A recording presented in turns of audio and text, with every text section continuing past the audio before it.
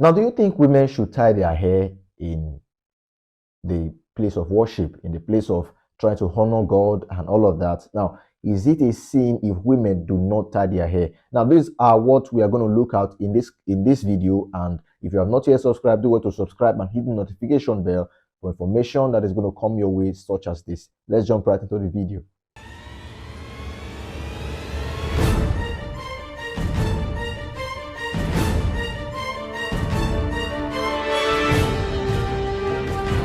You see, this is one of the most controversial debates that I believe it's in this our era, whether women should tie their hair or not, and all of that. Now, I'm not trying to play side, but I'm just trying to go from the perspective of what I've studied and what I've observed, and from a revelational perspective. Now, you must understand we know in part, but we must also understand some few things.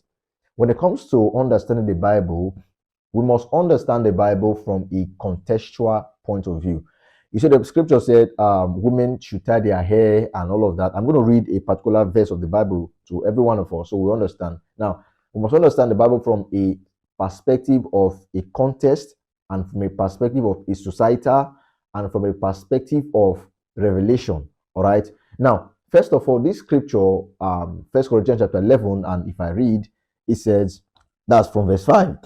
It's about, but every woman that prayeth or prophesieth with her head uncovered dishonoreth her head. Now, take note of that word head. Take note of head. He said, for that is even all as if she were shaving. Now, it made mention of head. I think there was other portions that it made mention of hair, but I'm going to explain something to you guys. All right, let's just say hair. All right, let's just say hair. Now, he made mention that every woman that prayeth or prophesied having her head covered dishonored the head. Now, you must understand, if we go back to the previous verse, it says, but I would have you know that the head of every woman, okay, of every man is Christ, and the head of the woman is the man. Now, there's head there.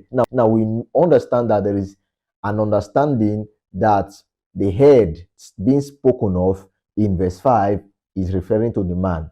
All right. Now, let's say, okay, there is a part whereby the hair is involved. Now, let me give you this perspective. All right.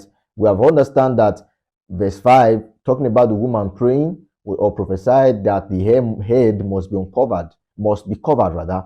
Now, that head speak of the man, and I will explain why. We also know that in progression, there is a portion that made mention. If you read 1 Corinthians chapter 11, all right, from verse 1 down, covering of head in worship. I talked about covering of head in worship when it comes to the man in my previous video, but I want to talk about the woman. Now, in those days, women that do not cover their hair, they are referred to as harlots. And in terms of playing the harlotry role, all right, now there were several of them that crept into the church.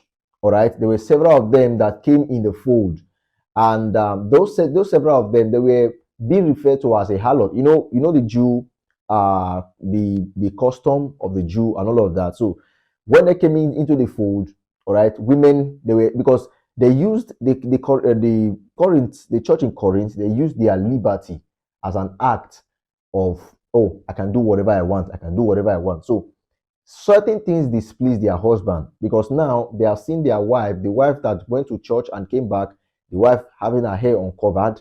All right, because those days, whenever you don't cover your hair, you are being referred to as a harlot. So they were seeing them as, oh, I think this is my wife because of this church, because of this. This my wife is, she's trying to become what she has not become. And some men felt it disgusting. Some men felt it abnormal.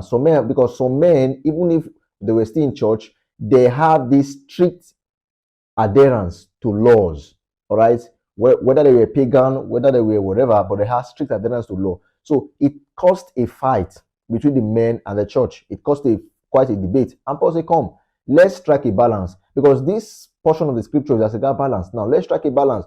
If you have your head uncovered, all right, you are trying to dishonor the man, because this man have an understanding that, oh, you must cover your hair for you to go out. That's for you to go out in the place of a church. All right, there are religions like that. They are very strict laws. You must cover your hair for you to go out in such a public place, or whenever you are praying. All right, when you must cover your hair whenever you are praying. That is as regards them, the men. All right. Now, the men were very strict with an observance of the law. That they say, if this woman can disrespect my own tradition, if this woman can disrespect my own law, that means it is something else. So Paul was trying to caution them that if you have your head uncovered, all right, I talked about societal point of view, I talked about revelation, and I talked about contextual. Now, Paul was saying, if you have your head uncovered, all right, you are dishonoring the head. So whenever you come in an assembly and in a gathering like this, try and make sure that these things are orderly, and try and cover your hair, and try and make sure these things are proper. So this is it as regards should women cover their hair or not. Some people can have it as a revelation. That's no problem. They can have it as a revelation and truth. That is no problem. But some people, you must understand that this is what this portion entails. All right, this is what the portion entails. If you can have it as a revelation or whatever, maybe your ministry believe in it, please adhere to it. All right, so that there will not be confusion and chaos and all of that. But you must understand the Bible also said that when a woman have long hair, is for her glory. So we must understand several of these things. Is it good for a woman to cover or not cover the hair? This as regards revelation, that if you encounter, no problem. If you don't, please stick to what you have been used to. And the Lord bless you.